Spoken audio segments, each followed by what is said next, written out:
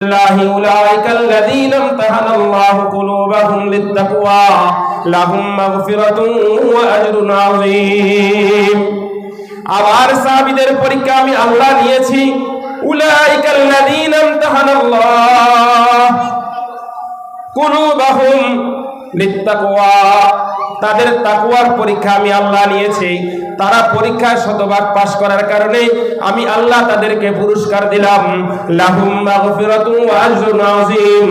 আমি আল্লাহ ঘোষণা করে দিলাম আমার নবীজির সমস্ত সাহাবীরা, তাদেরকে আমি আল্লাহ ক্ষমাই শুধু করি নাই, তাদের জন্য আমি জান্নাত তাদের জন্য প্রস্তুত করে রেখেছি। যেই সাহাবীদেরকে আল্লাহ তাআলা মাফ করে দিয়েছেন, কুরআনের একাধিক আয়াতের মধ্যে আল্লাহ বললেন রাদিয়াল্লাহু আনহুম ওয়া রাদু আন, আমি আল্লাহ তাদের উপরে সন্তুষ্ট হয়ে গেছি। রাদিয়াল্লাহু আনহুম, আল্লাহ তাদের উপরে সন্তুষ্ট হয়ে গেছেন। রাদিয়া মাজির শব্দ, অতীতকালীন শব্দ। আল্লাহ বলেন আমি সন্তুষ্ট হয়ে গেছি।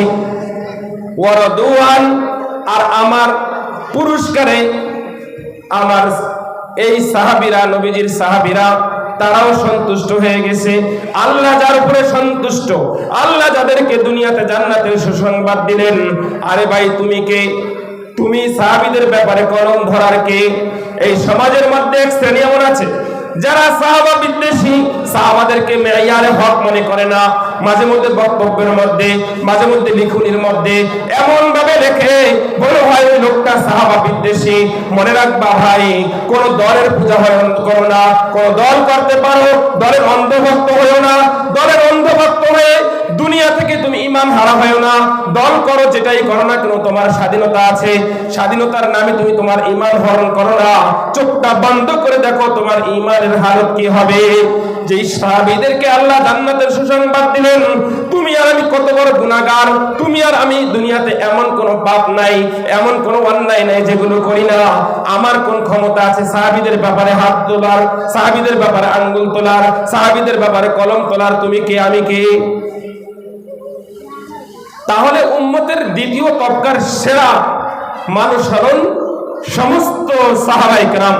আমি আর হাদিস লম্বা করতে চাই না, আমি আমার আলোচনা এখন ঢুকতে পারি নাই। 3 নাম্বার হলো সাহাবায়ে কেরামের পরে দুনিয়ার জমিনে যত বনি আদম আছে, এই বনি আদম, আপনি আমি, কিয়ামত পর্যন্ত যত মানুষ আসবেন,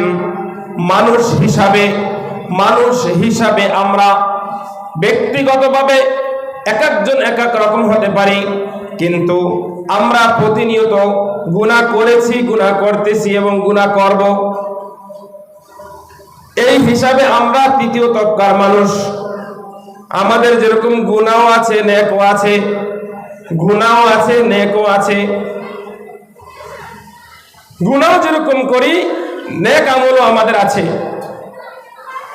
এই হিসাবে তৃতীয় তবকার মানুষ হলাম আমরা, কিয়ামত পর্যন্ত আগত সমস্ত মানুষ। প্যারা হাজরিন, মানুষ গুনাহ করে, এই গুনাহগুলোর কিছু কোয়ালিটি আছে, গুনাহগুলোরও কিছু প্রকার আছে। এই হিসাবে মানুষের গুনাহ হলো 3 প্রকার। কিছু কিছু গুনাহ মানুষ করে, যে গুনাহগুলো আল্লাহ তাআলা বান্দার অজান্তেই আল্লাহ মাফ করে দেন। বলেন সুবহানাল্লাহ। আল্লাহ কোরআনে কারীমের আয়াতের মধ্যে বলতেছেন, আরে আল্লাহ তো আরহামুর রাহিমিন, আল্লাহ রহমান। আল্লাহ তাআলা নিজেই বলতেছেন সূরা শুআরার মধ্যে, আল্লাহ বলেন ওয়ায়াফু আন কাসীর, যে আল্লাহ তাআলা বান্দার অনেক গুনাহ নিজ থেকেই মাফ করে দেন।